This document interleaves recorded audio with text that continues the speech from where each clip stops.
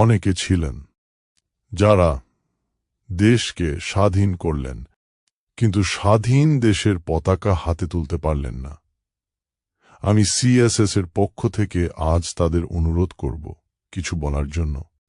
আজ স্বাধীন ভারতের আকাশ নীল, কিন্তু এই তেরঙ্গা হাতে নেওয়ার দিনটা আমি সেদিন দেখে যেতে পারিনি। রক্ত দিয়ে স্বাধীনতা আনা যায়, কিন্তু সেই পতাকা উত্তোলনের মুহূর্ত, সেটাই ছিল আমার অপূর্ণ স্বপ্ন। অন্ধকার ভাঙার লড়াই আজ শেষ হয়েছে। এই তেরঙ্গা তারই প্রমাণ। আমি মানুষ করেছিলাম। আজ সেই মানুষই স্বাধীন ভারতের নাগরিক। স্বদেশ, বিজ্ঞান আর আত্মমর্যাদা, এই পতাকায় সবই একসাথে। দেশের সেবা, এ তো ঈশ্বর সাধনারই আরেক রূপ। আজ যারা পতাকা তুলছে, তারা শুধু পতাকা নয়, আমাদের সেই লড়াইয়ের ইতিহাস তুলে ধরছে।